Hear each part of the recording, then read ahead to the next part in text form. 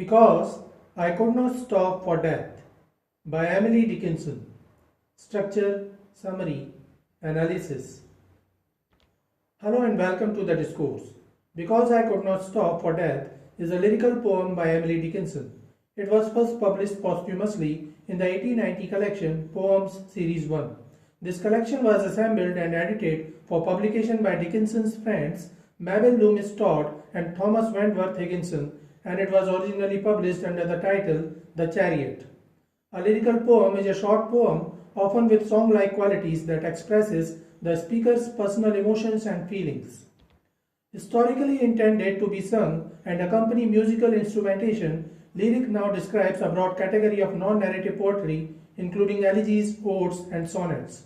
In the poem, Emily Dickinson describes her idea about death, afterlife, and immortality. She uses personification to portray death and immortality as lively characters.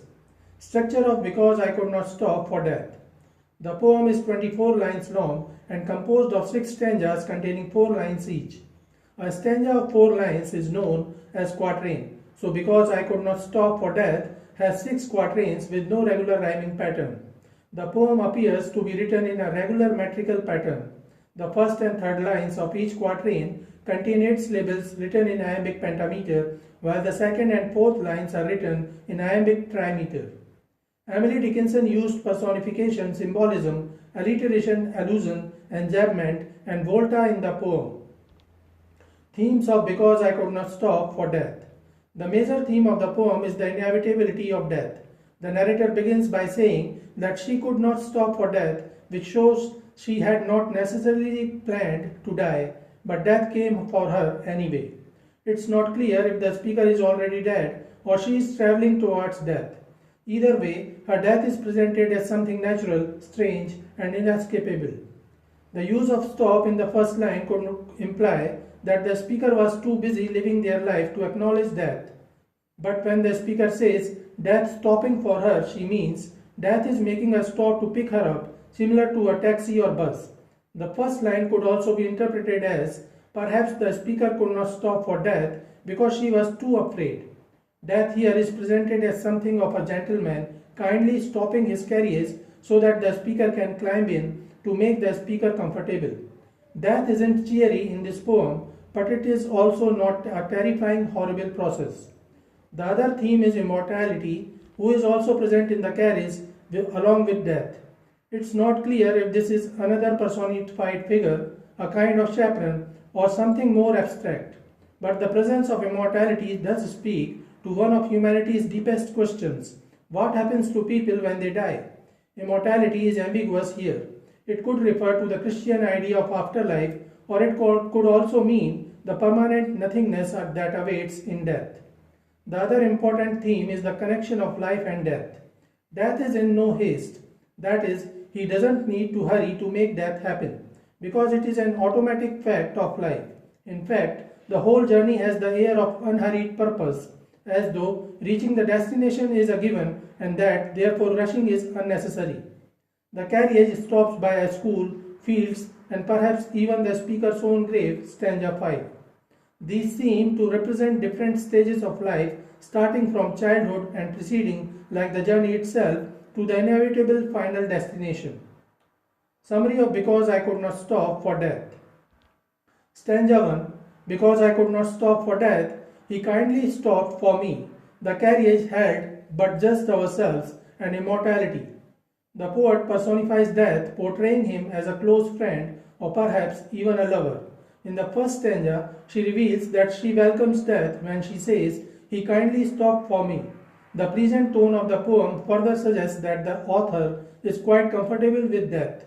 Even if she was afraid of death, death as a gentleman made her comfortable. The poet describes a carriage ride with the death personified, which is symbolic of the author's departure from life. Along with death, the poet finds immortality personified in the carriage. Stanza 2. We slowly drove, he knew no haste, and I had put away my labor and my leisure too, for his civility. She might have been afraid of death in the past, but now she is comfortable with death, and she says that she had put away labor and leisure too for his civility. the author has come to terms with her own mortality. She has set down all she wanted to do in life and willingly entered the carriage with death and immortality. She may be aware that she had not gone willingly. Death and immortality would have taken her captive nonetheless. But the poet suggests that death is kind, thoughtful, and even gentle. Death drives slowly for her, allowing her to reminisce. He knew no haste as they drove. He takes her through the course of her life with a slow and patient ride. Immortality rides along but is silent. Stanza 3. We pass the school where children store, at recess in the ring. We pass the fields of gazing rain. We pass the setting sun. The poet continues to describe how gentle death and immortality are for her as they drove past the school where the children strove, suggesting that the poet is generously given a few moments to remember her childhood. Then the carriage passes through fields of gazing rain, allowing the poet to remember the prime of her life, her productive years. Then the carriage passes the setting sun, which symbolizes the poet's death. The sunset is beautiful and gentle, and the passing from life to eternity is portrayed as such. Stanza 4. Or rather, he passed us, the dews droop quivering and chill. For only gossamer my gown, my tippet only tulle. The poet uses volta in the fourth stanza. A volta or a turn is often used by poets to create a significant shift in the tone and theme of a poem. The poet shifts the nature of the personification of death from pleasant to more ambiguous. Before the volta, death is portrayed as a civil and courteous gentleman. After the volta, which occurs in the line 13 of the poem, death takes on a more mysterious quality.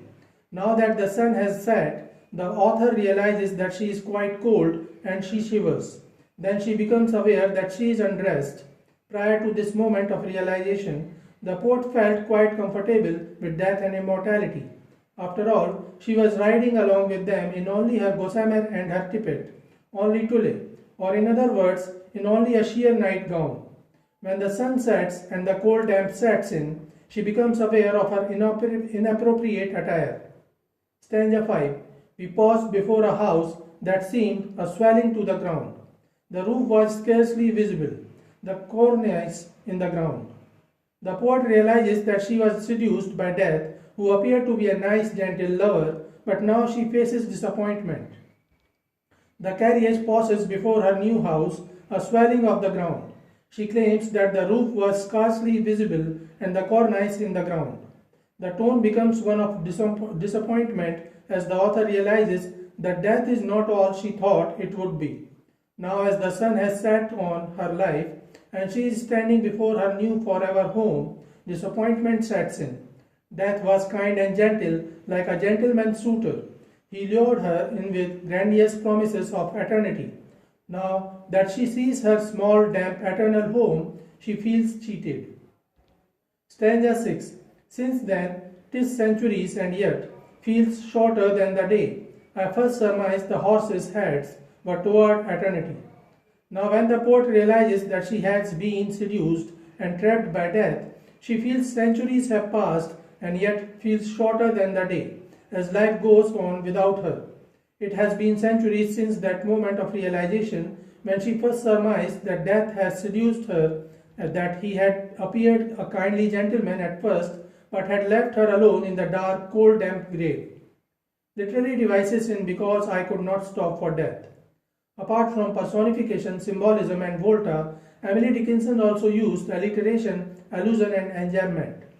The Christian concept of afterlife has been alluded to in the poem. It is ambiguous if the poet agrees or not, because instead of the common belief of eternal bliss in the afterlife, the poet ends the poem suggesting the gloomy, dark, eternal reality of nothingness after death.